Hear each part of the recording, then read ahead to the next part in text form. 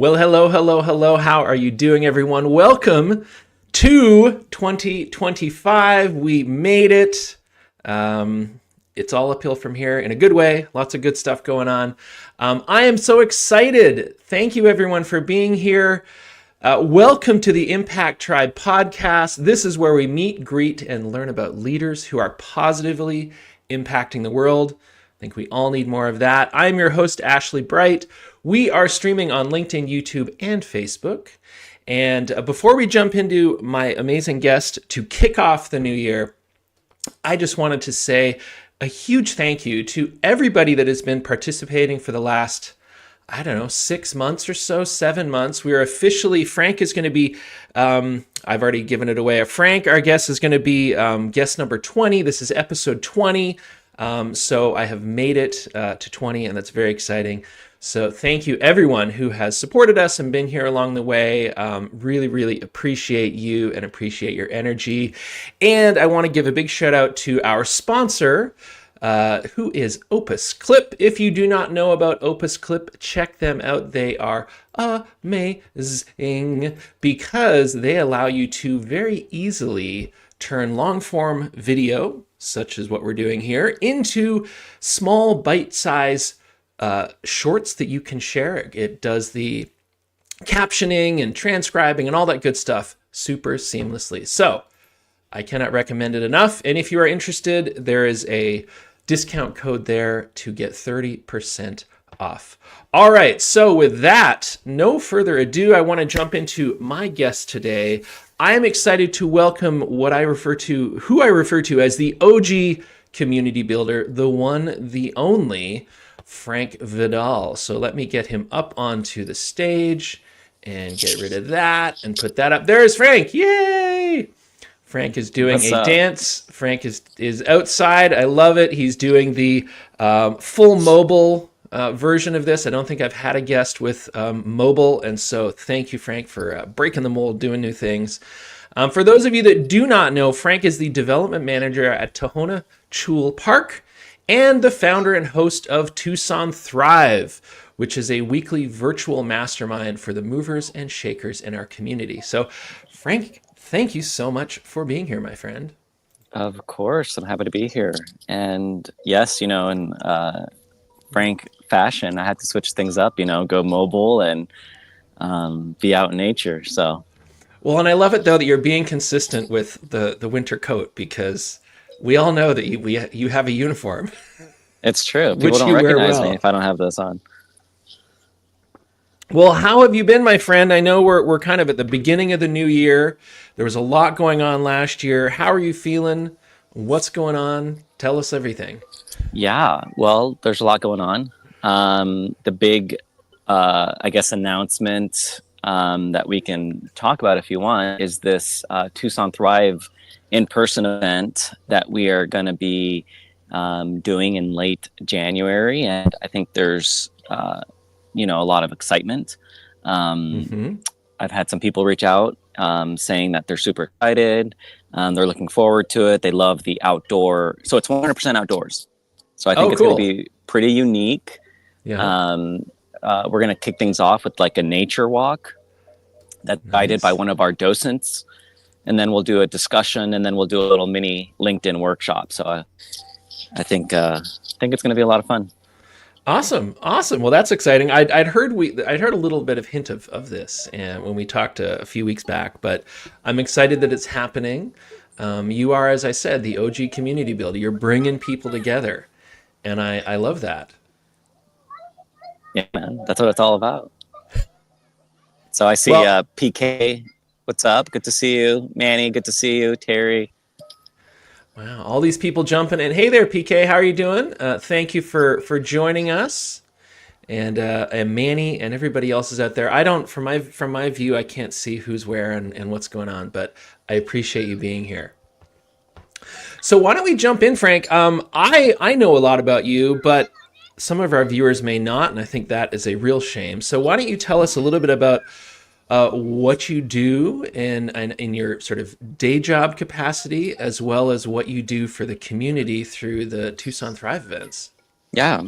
So I kind of have three identities that I kind of, live. Three identities. The first one is my day job.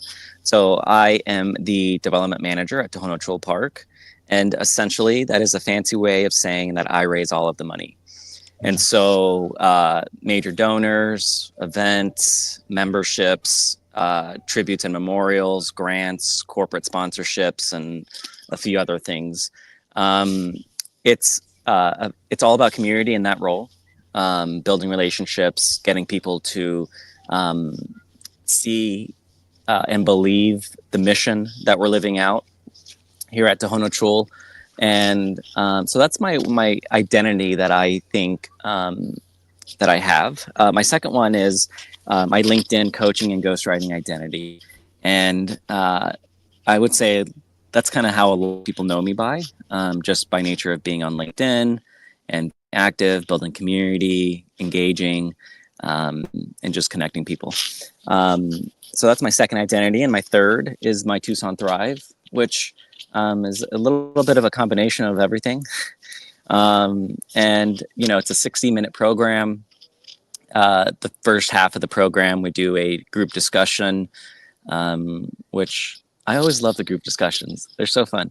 And then the second half, we do a live interview with somebody from the community.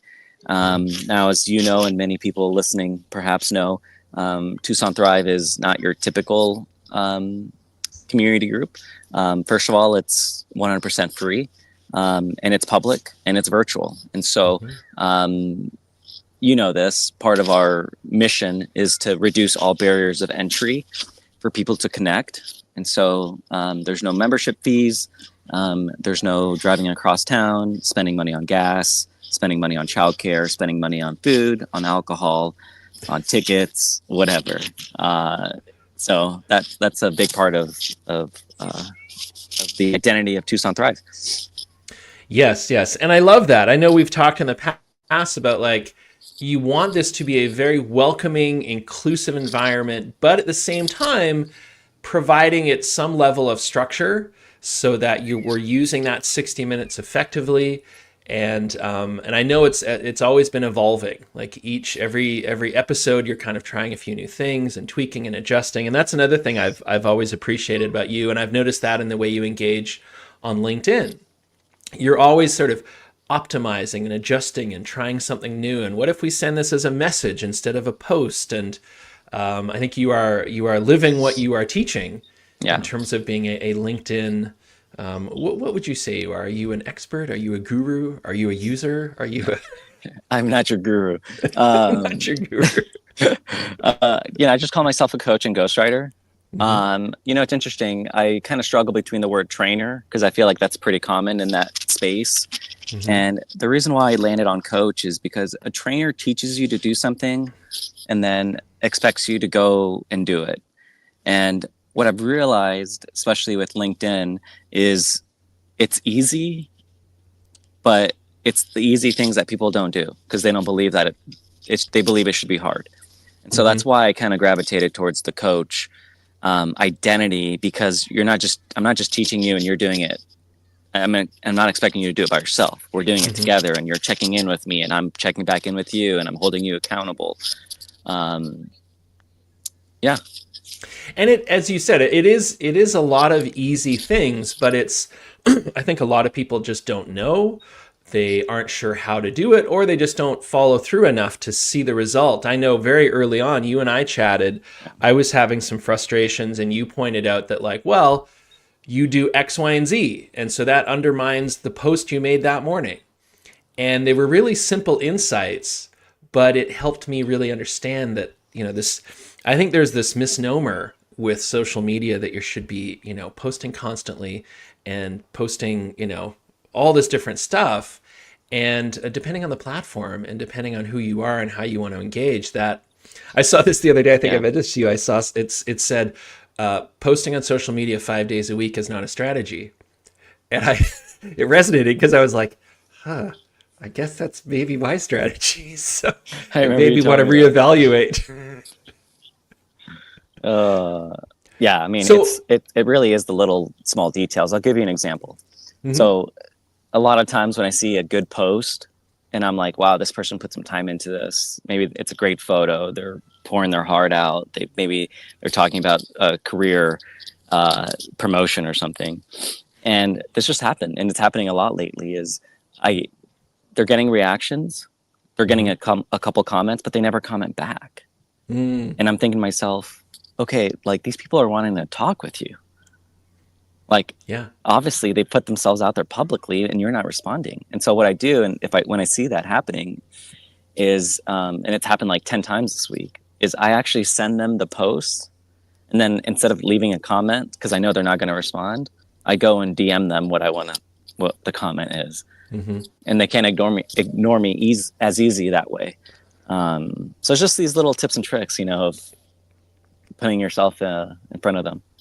Yeah, it's funny because I've used this analogy before that it's, if you think of social media a little bit like a coffee shop, if you are just opening the front door and yelling like, hey, I've got some cool stuff to post, and then you close the door and leave, you're going to get very little engagement. Whereas if you take the time to go in and sit down, interact with people, get to know some people, maybe it's something you do a few times a week. You go in and meet some people. Like that is going to get you so much further, and you're going to have some quality relationships, maybe fewer, but they will be more meaningful. Versus the kind of the spray and pray kind of approach that I think that a lot of people tend to fall into the trap of doing. Yeah. Well, have you been seeing these 2024 LinkedIn rewinds? I haven't yet. I've been really avoiding LinkedIn and social media for the last 2 weeks, so I haven't seen any yet. So tell me though. A lot of people are posting it's this company, they call them 2024 LinkedIn rewinds, and I thought my quote, they give you they kind of categorize you in like, one of the things that I was known for, my vibe this year was I was a connector, I was a speaker, and I was a mentor. Those are the 3 words that it told me, whatever AI assigned me those 3 words. And my top quote, and it goes with what you're saying, was really interesting, and because I didn't expect it. And it was, I'd rather be known well, or I'm sorry, I'd rather be well known, not, I'm sorry, I'm totally butchering. That's okay. No, I'd rather be well known than known well. Rather be well. No, I'm sorry. I love it. I know where you're heading with it, but I know, I'd rather be well known. Actually, how about this? I would rather be well known by a few than unknown by many. I'd rather be known well than well known. That's what it is. And I love it because it's a little tongue twister, but it's this idea that you just mentioned is this, like, I'd rather be well known by 25 to 50 people in our community than by hundreds, maybe even thousands of people of just knowing my name. And I don't know. I just feel like I thought it was really interesting that was my quote of the year, but I also really resonate with it. Absolutely. And I remember, I can say I'm old enough to remember a time before social media, which I think many of us can say that. But when I remember having these discussions with coworkers, I was like, why would you want 1,200 people to be following you? You don't know them. They were like, dude, it's about quantity. And this was like 10 years ago, and maybe more than that. And I just remember thinking, like, that just seems like such a weird idea. Well, it kind of makes sense, though. Like, I know where you're coming from in regards to like a relationship building mechanism. But really, if you have a small snowball, right? Like, it takes a lot more effort to get that going over, right? But the bigger it is, and it gets bigger and bigger and bigger. So it makes sense in theory, especially at the beginning, because it gives you access to those people. And I think this was very early days. Like, I was like installing Twitter and like getting on LinkedIn. Like, it was early days. And I thought, okay, I don't know about quantity, I want quality. And now it is that balance. I think you can have that big following, but you need to be engaging in a way there's a level of authenticity and honesty there that people get it. It's interesting because I've done this too, where I'll start following someone or engage with someone that has a huge number of followers, especially on LinkedIn, which is unique because 20,000 followers on LinkedIn is massive in comparison to being on Instagram or something like that. And I would watch to see if they're engaging. Where it's like, oh, they post this really cool thing, got 100 likes and like 50 comments, but then they didn't do anything with it. Yeah. Whereas there's others that I'm stunned that like they've got 25,000 followers and they're responding to every comment and they're getting like 100 comments a post. Yeah.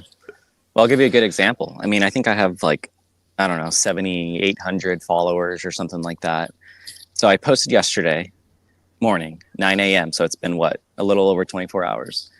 The post has over like 2,000 impressions. And I'm not a big impressions fan. I actually wish that I could disable looking at impressions on LinkedIn. I just think they're pointless. But there's a new thing that they rolled out a couple months ago called members reached. And so my post yesterday, even though it has 2,000 something impressions, it's reached almost 900 LinkedIn members. So if you think about that, the post almost has 100 reactions and 60 something comments. So to get 900 of my followers to see my post, my 7,800 followers, that's like 10% or 11%. It's pretty small. And so I think that's where that idea of having a bigger audience, a bigger network, more followers, more connections actually makes sense. Because not every one of those people are on LinkedIn every single day, every single week. I mean, I think still it's like 1% of LinkedIn members post once a week.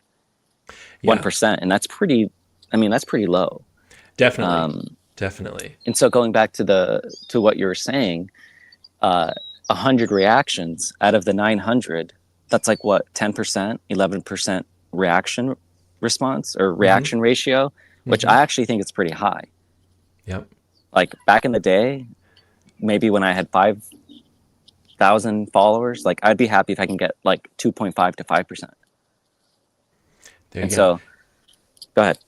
I was just going to say, and I think too, I mean, we're talking a lot about numbers, and I think, obviously data is important, but I think there's also this aspect, because you'll hear this where people will be like, well, the one I spent time crafting and curating got so-so engagement, but the one that I just like threw up there because I was really feeling it, something that just happened, got tons of engagement, which I think is an interesting element around that, that authenticity or that honesty that people respond to. And sometimes when you're overthinking it or curating it, you lose that. Yeah. Versus I think some people where they're just feeling it and they just throw it up there and they don't have an expectation and it takes off. And I always find that interesting as well. No, I feel like I have 2 or 3 of those a year. Like I think I had one about right after the election was the last, and I texted somebody. I actually texted Terry. I reached out and I said, Terry, I really don't do this, but do you mind reading a LinkedIn post that I wrote and I'm thinking about posting tomorrow? And I think it's a little I don't know if it's a little too political, because it started with I voted for Kamala Harris. I remember and that. I was like, I had butterflies in my stomach. I was nervous. How are people going to react to this? And I posted it anyways, and it was like almost 150 reactions and a bunch of comments, and a lot of DMs came out of that one specifically. And so it really is interesting. I definitely agree, and I can look back and say that it's those kind of uneasy LinkedIn posts that maybe are last minute, or they're maybe a little bit more edgy, that tend to do pretty well. So what are you thinking about? What's on your mind?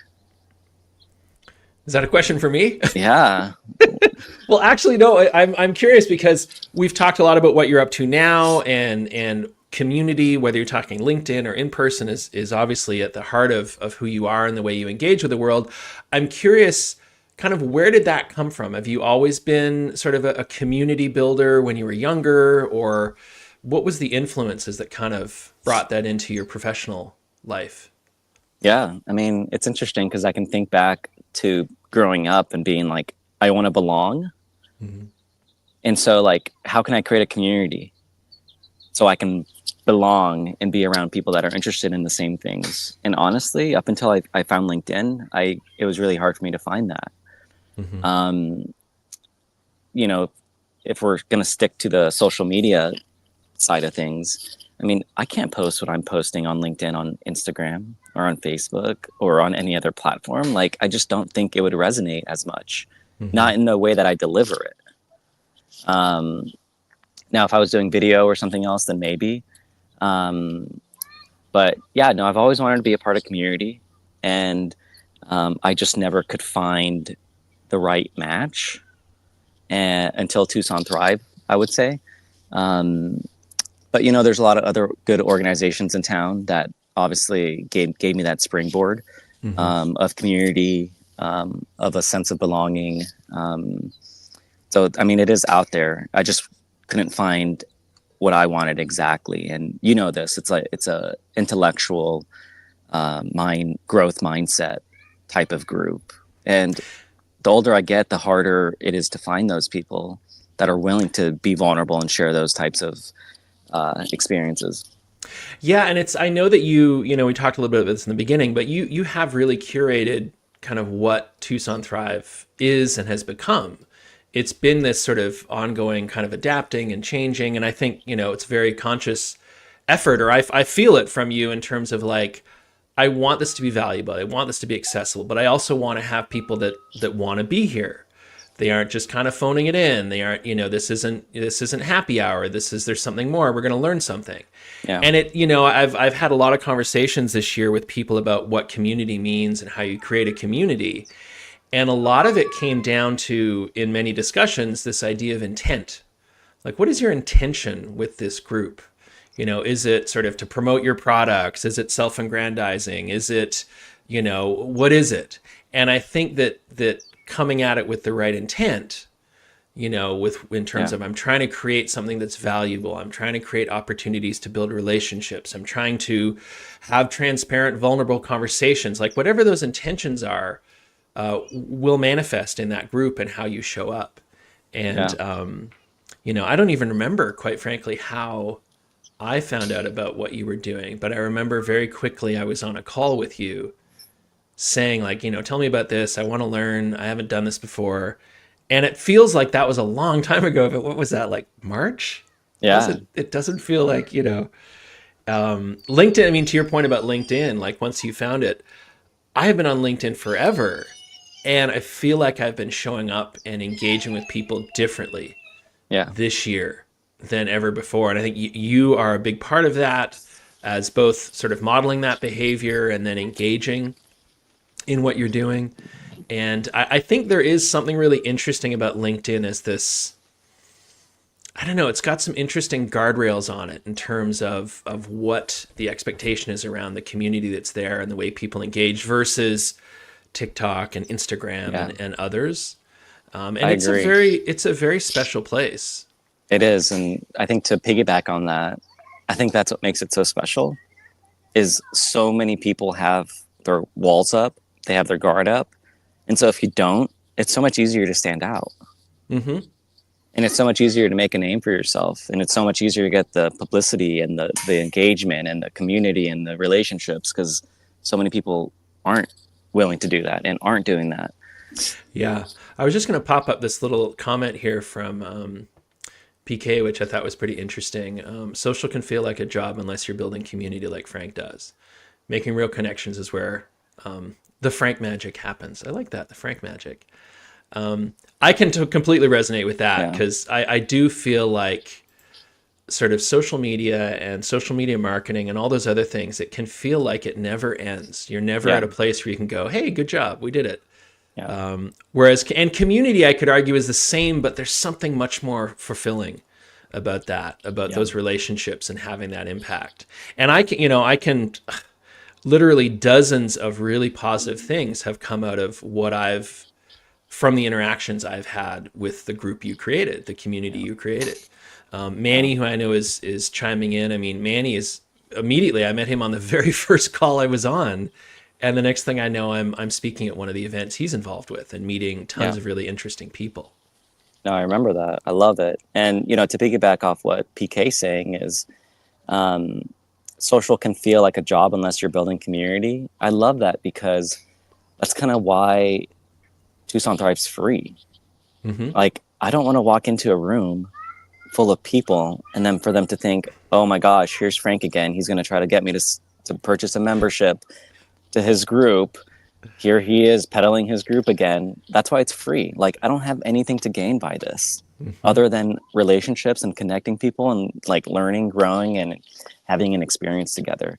And like, I've had some people, they're like, oh, start charging whatever, have a membership fee, even if it's like a little bit.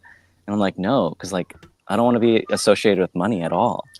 Like, this is about, I don't want anyone to ever feel like I'm a conflict of interest to my own mission of building community.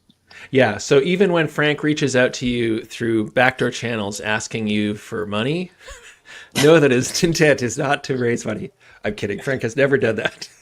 Well, it's interesting because like raising money is what I do for a living. Mm-hmm. So it's like, I don't want raising money for what I do for a living and then my personal life to be raising money for what I'm doing. Because then like, I'm just raising money my whole life. Yeah, You know what I mean? it seems like it'd be exhausting and not that fulfilling.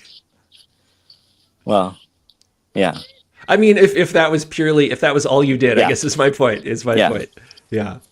No, it's so powerful. So let me ask you this, Frank. Because you are such a master at asking questions through the Tuesday events, the Thrive events. I'm curious, who are some people in your life that were influential and really had an impact on you, and what did you learn from them? That's a great question. And I'm sure there's lots of people, but I'm going to tell you a story. When I was in high school, I would go home every single day, and I'm not exaggerating, and watch 1 to 2 hours of self-development a day.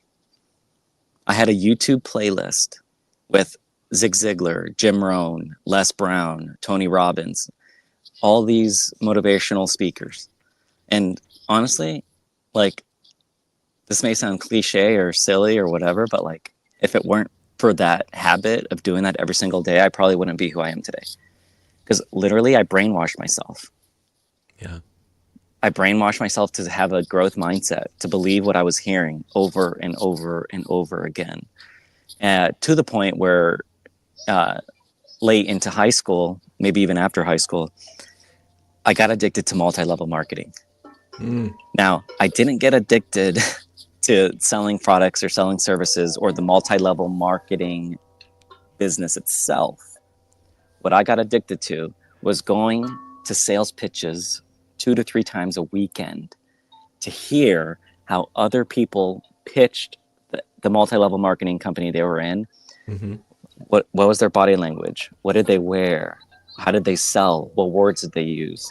And honestly, like, I think that's why I fell into love with sales, because I wanted to be a good salesman. I wanted to speak well. I wanted to present well. I wanted to, live that dream or whatever. But I mean, there's a lot of other people, but I think a lot of who I am today, I attribute to those few years of personal development. Yeah. That's amazing. I mean, when I think about myself at high school, that was, the technology didn't exist. But there were libraries. I could have gone and learned those things, but it just was absolutely not something I was even, it was like a million miles from any sphere of understanding or knowledge I had. And it's interesting you talk about growth mindset. I don't think I really understood what that meant until the last 2 years. And I've been since then kind of trying to unpack and undo my previous lifetime behavior of having something of a fixed mindset about what I was capable of doing. Yeah. And it's been really interesting the last few years having that awareness. So I can only imagine if I'd had that understanding or awareness at a young age, where that would have would have sent me, and I think it's great that this is, I think you're illustrating an example, I think, of the access to information that we have now Yes. is phenomenal. And I see it in my kids, in the way they're using it and the way they're learning. And to your point, it's all about what you expose yourself to, because you could have easily been watching a whole ton of other things at the time that wouldn't, maybe they would have entertained you or fulfilled you, but they wouldn't have you wouldn't have gained that insight or that perspective, as you said, to kind of almost brainwash you into like getting uncomfortable and learning to grow and getting out there and building community and all these things that have come from that. Yeah, no, I love it. I think that's very well said. So I want to be cognizant of time, and I also wanted to kind of like flip this around on you a little bit, because I know that you always end your Thrive calls with I think you refer to them as rapid fire questions. And so I have 3 for you, which may sound familiar. The first is, what is your favorite music, band, or song? Yes, that one's super easy because I don't listen to a lot of music. Death Cab for Cutie is my favorite band, and I love every single one of their songs. And they're kind of the only, like, when I want to listen to music, I click on YouTube Music, and literally I go to one album from Death Cab for Cutie, and I press play and I listen to that album. Wow! So like, here and I don't deviate. I don't go to a different album. Like, it's just the same album. So it's just, I'm pretty simple when it comes to that. All right, I'm going to pull a Frank.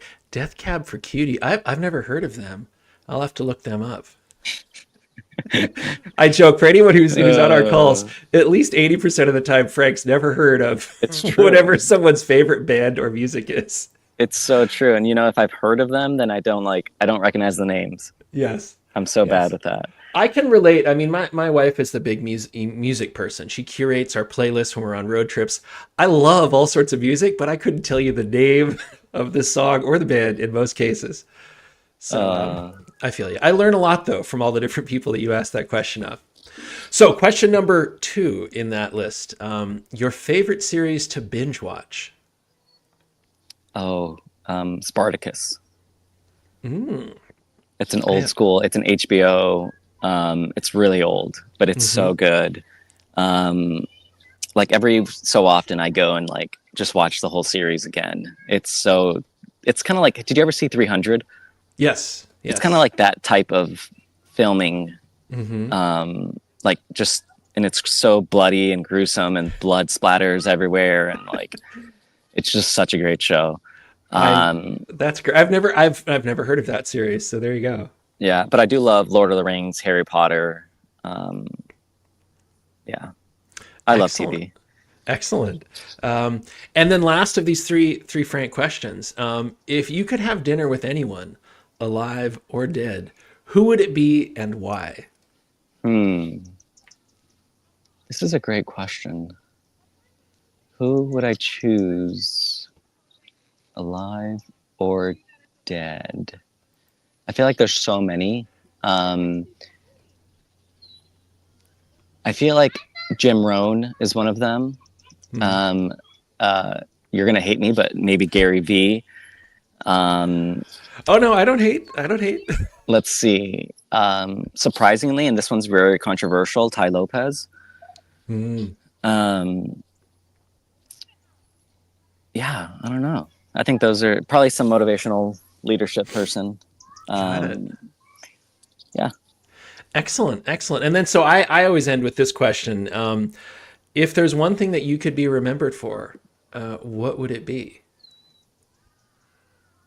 God, that's a really hard one for me to answer. Because honestly, I feel like no one's going to remember me. I'll remember you, Frank.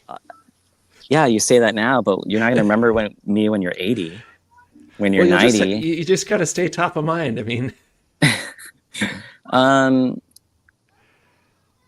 I just want to be remembered as a good person in the grand scheme of things. I mean, if we're talking about family and friends, there's different answers, but I'll give you the big, broad one. In a sense, from like the public, is I want to be remembered as a good person, but also like kind of like what I just said. Like I just want to be remembered at all. Mm-hmm. I think it's really interesting when we die, how much, or as we age and we die, how removed we are from history. Mm-hmm. Like, I don't know anything about my grandparents. Like, and I don't know anything about my great great grandparents. Mm-hmm. Like, and that's only two lineages away, right? Like, I barely, even though I was raised by my mom, how much do I really know about my mom? Mm-hmm. Yeah. It's interesting, and I wonder if it will be different 40, 50 years from now because of I think it digital will. media and social media. Because to your point, I mean, I might have a handful of photographs somewhere in a box from grandparents and things like that, but Hmm. I can't, I have to take, unless there's something written on the back of it, I have to take Yeah. it at face value Yeah. versus, if I can, 30, 40, 50 years from now, people can dig into the life of Frank Vidal and see Yeah. him, see him in his younger years and all his Yeah. social media activity. And Well, I worked in senior living for 12 years. And mm, when you see people dying every day, I hate to say this, but you get a little bit numb to it. yeah. It just becomes a part of daily life. But Hmm. what's really interesting is, and it's kind of sad, there's people that were professors, people that worked on like the first nuclear bomb that I knew, like people that live these prestigious lives, and their end of end of life, I don't want to say it was depressing or whatever, but like nobody remembered them, Hmm. nobody visited them, nobody wrote them. Like, you just kind of get forgotten Yeah. once you're out of the workforce.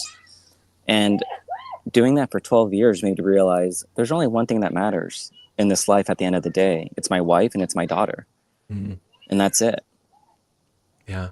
As long as they're taken care of and we're happy, like, everything else just kind of doesn't matter. Yeah. No, I think there's really something kind of freeing about that perspective. I think that there's dovetails into our current world, where I think we get just consumed with what everybody thinks. What are they going to think? And what's that going to think? And someone commented and all these other things. And in the grand scheme of things, it doesn't really matter. What matters Yeah. is those people that are close to you, those people that care and rely on you. You just And said it. The people that are close to you. yeah. So if you look at everything I'm doing with my LinkedIn, with Tohono Chul, and then really with Tucson Thrive, that's why building relationships is my number one priority. Hmm. And that's why so much of it is not even work related.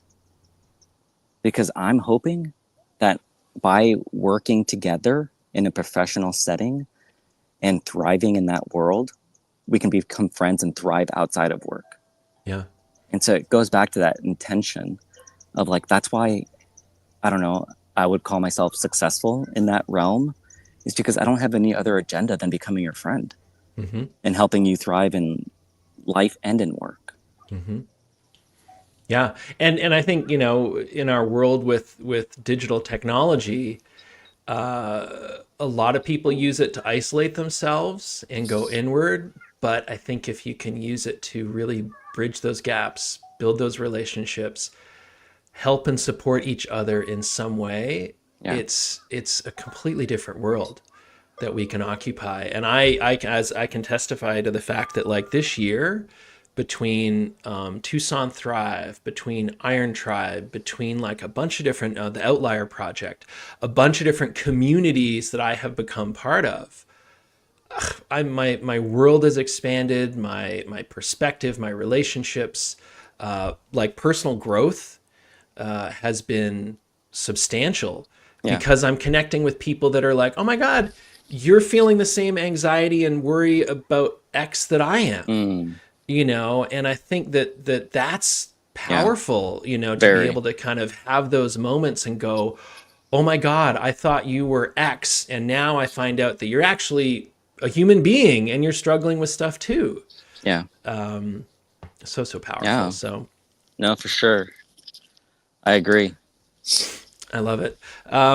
So, is there anything coming up for you, Frank, that you want people to know, or ways that people can support what you're doing, or help you in expanding and growing the community and reaching more people?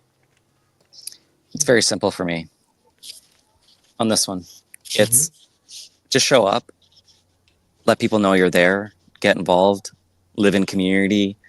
You know, it doesn't have to be Tucson Thrive, but if you want to come to one of our events, great. But there's so many other communities in town that I think are great. And you can make friendships and build community. Mm-hmm. And if you're listening and you're not a part of the Tucson Thrive community, come to the summit. We're having Mm-hmm. in late January. Like I said, it's fully outdoors. We'll do a nature walk. We'll do a group discussion, and then we'll do a little mini LinkedIn workshop with a Q&A and a couple other things. Mm-hmm. But I mean, it's a new year. Make this your New Year resolution. Get out there, get involved, be in community, and just stop living isolated. You know? Absolutely. I love it. I think that is such a good note to end on. So anyone out there watching, if you have not engaged with Frank, please do so. If you have not participated in a Tucson Thrive event, every Tuesday evening at 6 o'clock Mountain Standard Time, jump in and join us and learn and meet some new people. And with that, I will say, Frank, thank you so much for your Yes, time and your insights, and for just being a wonderful human being that I'm proud to know, and I'm glad to have as part of our community. for sure. Well, thanks for having me on, and thanks for everybody who showed up. And I mean, we skipped over a ton of comments, Ashley, but We did, uh, we did. I apologize. I'm trying to be better about multitasking. But no, with you're that, I'll good. give a big shout out to PK, who's chimed in a number of times. Thank you. Haram Martinez. Yes, I need a mixtape. I'm old school, and so give me the cool mixtape with the little illustrations on the outside. I'm there. So big thank you to everyone who chimed in. Yes, Mariah, Ian, PK, Joseph, thank you, Manny, Hiram, Terry, Ashley. Whoop, whoop, whoop. All right. Well, thank you so much, my friends. Thank you again, Frank.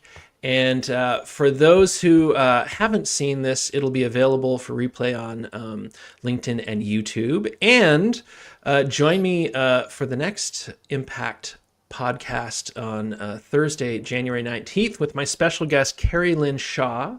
If you do not know Carrie Lynn, she is the CEO and founder of Salary Bump, and she is on a mission to empower people to understand their true worth in the market. And so with that, I will say thanks again, everyone. Thank you, Frank.